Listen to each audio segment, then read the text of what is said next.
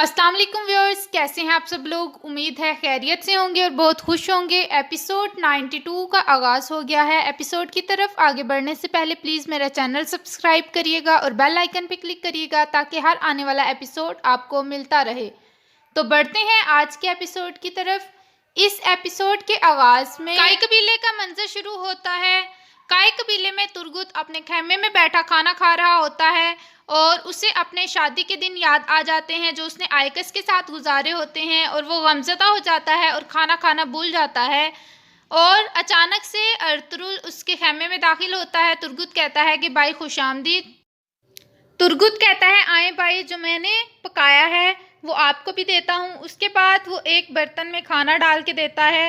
Ertugrul कहता है कि तुम तलवार चलाने के साथ साथ खाना पकाना भी सीख गए हो। तुरगुत कहता है बहुत शुक्रिया। उसके बाद अर्तुरुल कहता है अगर आयकस बोल पाती, मुझे पता है तुम उसके गम में निडाल रहते हो, अगर वो बोल पाती तो वो तुमसे कहती कि तुम अपना घर दोबारा से बसाओ, अपने बच्चे पैदा करो और हंसी खुशी ज़िंदगी गुजारो। तुरगुत कहता है भाई आपका क्या मतलब है, मैं ऐसा कैसे कर सकता हूँ, मैं आयकस के अलावा किसी और से मोहब्बत नहीं कर सकता।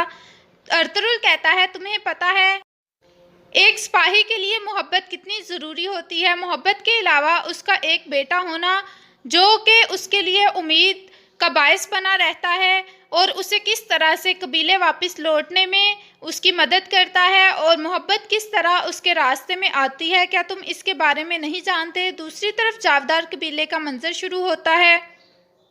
असलहान खातून अपने मरकज़ी खेमे में बैठी अपने भाई को याद कर रही होती हैं। वो उसका परचम और उसकी तलवार पकड़ती हैं और कहती हैं कि भाई तुम तमाम जंगों में फातिहा रहे और अब मैं यहाँ पर तमाम जंगें लड़ने के लिए अकेली रह गई हूँ। इतने में अमीर सादतीन दरवाज़ा खटखटाते हैं। असलहान कहती है आ जाएं। अमीर सादतीन कहता है मुझे तुमसे कुछ बात करनी थी। असलहान कहती है अगर आप अमीर होने के नाते और मुझे जावदार के सरदार समझकर आए हैं तो फिर आप बात करें। सादतीन कहता है कि मैं तुम्हें अपनी दुल्हन समझकर यहाँ बात करने आया हूँ और मैं चाहता हूँ कि तुम मेरा इम्तिहान लेना बंद करो और शादी के लिए तैयार हो जाओ। सादतीन को पे कहता है शायद तुम अंजाम नहीं जानती, इसका क्या हो सकता है, मैं एक अमीर हूँ, तुम नहीं जानती कि तुम और तुम्हारे साथ साथ तुम्हारे कबीले के साथ भी क्या हो सकता है और फिर इसका जिम्मेदार तुम मुझे मत ठहराना। असलहान परेशान हो जाती है। दूसरी तरफ काई कबीले में अर्तुरुल तुरगुत से कहता है तुमने बहुत सी जंगों में फतह हासिल की है, तुम इस जंग में भी फतह हासिल कर लोगे, तुम आयकस को भूल जाओगे और तुम आने वाली लड़की को अपनी ज़िंदगी में खुश रख सकोगे। तुरगुत कहता है मुझे फिर भी डर है कि मैं इंसाफ नहीं कर पाऊंगा। अर्तुरुल कहता है कि तुम कर सकते हो, ये मैं तुम्हें अच्छी तरह जानता हूँ। तुरगुत कहता है वो कौन है जिससे आप मेरी शादी करवाना चाहते हैं। अर्तुरुल कहता है असलहान खातून। तुरगुत परेशान हो जाता है और कहता है कि असलहान फिर सादतीन को पेक का क्या। अर्तुरुल कहता है वो सादतीन को पेक से शादी नहीं करना चाहती और हमारा ये फ़र्ज़ है कि हम अपनी बहन को एक नापसंदीदा आदमी से शादी ना करने दें और इससे हमारे कबीले भी मजबूत हो जाएंगे। दूसरी तरफ असलहान सादतीन को पेक से कहती है कि आप अपने नफ्स के गुलाम हो चुके हैं, आपको अपने गरूर के अलावा कुछ नज़र नहीं आ रहा। सादतीन को पेक कहता है मेरी ठुकराई हुई औरत को कौन कबूल करेगा। असलहान कहती है मैं आज से आपकी मंगेतर नहीं हूँ। फिर वो अंगूठी उतार कर कहती है कि ये मैं आपसे मंगनी तोड़ रही हूँ, आप अपनी अंगूठी वापस ले लें, मैं अपने कबीले में अकेले रहने से नहीं डरती। सादतीन को पेक कहता है तुम्हें नहीं पता कि तुमने क्या खोया है और तुम आगे क्या खोने जा रही हो। तुम फिर मेरे जाने के बाद तुम पछताओगी और फिर दीवारों से सर पटकती रह जाओगी और तन्हा जिंदगी गुजारोगी सारी और इसी कबीले में गल सड़कर मर जाओगी। असलहान कहती है मुझे इस पर कोई मसला नहीं है। अर्तुरुल हाइमा खातून और हलीमा खातून को बुलाता है। हाइमा खातून कहती हैं आप क्या बात करना चाहते हैं। अर्तुरुल कहता है मैं असलहान की शादी अपने कबीले के एक मुनासिब आदमी से करना चाहता हूँ। हाइमा खातून कहती हैं कौन है वो। अर्तुरुल कहता है कि तुरगुत। हलीमा खातून कहती हैं कि आप जानते हैं कि तुरगुत के दिल में आयकस थी और जब असलहान को ये पता चला तो वो कैसे रह सकेगी। अर्तुरुल कहता है तुरगुत को मैंने समझाया है और वो इस बात पर राज़ी है। वो जब दूसरी मोहब्बत दिल में आएगी तो आयकस उसके दिल से निकल जाएगी और इससे हमारे दोनों कबीले जम हो जाएंगे और ये सियासी लिहाज से भी बेहतर है। दूसरी तरफ कमांडर शहनशाह का खत पढ़कर बताता है कि शहनशाह कमांडर आरस को भेजना चाहते हैं और वो चाहते हैं कि तुर्गुत के साथ कमांडर आरस मुज़ाकरात करे जो कि अमन की तरफ लेकर जाएंगे और वो जितने महसूलात चाहते हैं वो उनको दे दिए जाएं। अतरीना कहती है ये बिल्कुल ठीक है। कमांडर आरस कहता है कि तुम ये सब कुछ गलत रास्ते पर लेकर जा रही हो। अतरीना कहती है कि मैं बेहतर जानती हूँ। इतने में एक आदमी आता है और वो बताता है कि तुर्कू की तरफ से सुल्तान का एक एलची आया है और वो आपसे मिलना चाहता है। अतरीना कहती है कि तुम ये सब कुछ बर्बाद कर दोगे जो कि तुम्हें खुद नहीं पता। दूसरी तरफ जावदार कबीले का मंजर शुरू होता है।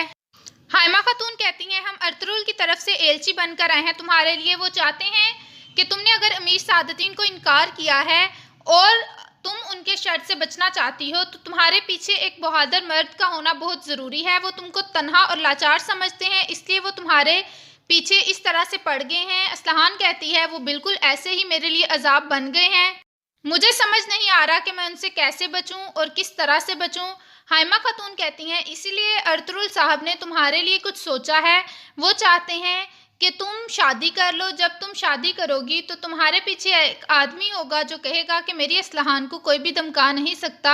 असलहान कहती है कि वो कौन हो सकता है जिसके लिए मेरे लिए अर्तुरुल साहब ने सोचा है। हाइमा खातून कहती हैं कि उन्होंने तुम्हारे लिए बहादुर सिपाही तुर्गुत को सोचा है। असलहान खातून हैरान हो जाती हैं। दूसरी तरफ किले में आर्तुक साहब पहुंच जाते हैं। आर्तुक साहब कहते हैं मुझे सुल्तान ने भेजा है कि मैं किले के कमांडर से बात करूं। अतरीना कहती है आप मेरे से बात करें। आर्तुक साहब कहते हैं चोलपान खातून मैं आपसे बात नहीं करूंगा, मैं कमांडर से बात करूंगा। चोलपान खातून कहती है कि मुझे अतरीना कहें।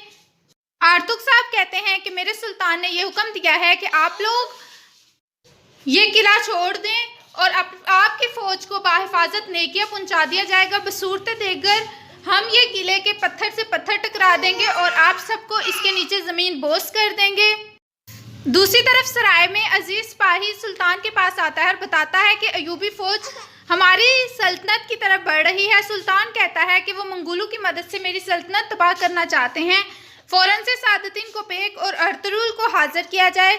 अजीज कहता है जैसे आपका हुक्म। दूसरी तरफ अतरीना कहती है मैं कहा था तुम इसको नहीं संभाल सकते। आर्तुक साहब कहते हैं आपने जो कहना है वो कहें। कमांडर कहता है कि शहनशाह ने हमारे लिए एक कमांडर भेजा है और वो आप लोगों के साथ अमन मुआहदा करने के लिए तैयार होगा। आर्तुक साहब कहते हैं ये सुल्तान फैसला करेंगे कि उन्होंने अमन मुआहदा करना है या फिर वो काम जिससे आप सब यहाँ से ख़त्म हो सकते हैं। दूसरी तरफ असलहान खातून कहती है मैंने सादतीन से शादी से इसलिए इनकार किया क्योंकि मैं अपना कबीला नहीं छोड़ना चाहती और अगर वो मेरे कबीले में आने के लिए राज़ी है तो मैं इस बात की पाबंद हूँ और अर्तुरुल साहब ने मेरे लिए जो भी सोचा है वो ठीक ही होगा। मेरे लिए अब रात सिर्फ एक डरावने ख्वाब रह गए हैं जिस तरह से मुझे धमकियाँ मिल रही हैं।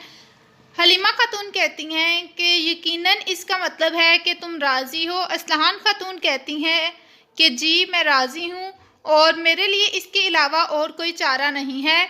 और वो एक हाइमा खातून कहती हैं कि वो एक बहादुर सिपाही है और वो तुम्हारे साथ रहेगा। हलीमा खातून कहती हैं कि तुम दोनों बहुत खुश रहोगे, वो बिल्कुल तुम्हारे लायक है। हाइमा खातून कहती हैं इसका मतलब है कि हम अब्दुर्रहमान को खुशखबरी बेचकर सराय बेचते हैं। इसके बाद वो एक दूसरे के गले मिलती हैं और एक दूसरे को खुदा हाफिज़ कहती हैं। दूसरी तरफ किले में कमांडर कहता है कि मुज़ाकरात करने सादतीन को पेक और अर्तुरुल को भेजा जाएगा सुल्तान और मैं उनको यहाँ पर आते ही ख़त्म कर दूँगा। अतरीना कहती है तुम्हारा दिमाग ख़राब हो गया है, सुल्तान वो किला हमारे सर पर गिरा देगा। कमांडर कहता है कि मुझे इसकी कोई फ़िक्र नहीं है। इतने में एक आदमी बताता है और वो बताता है कि कमांडर आरस पहुँच चुका है।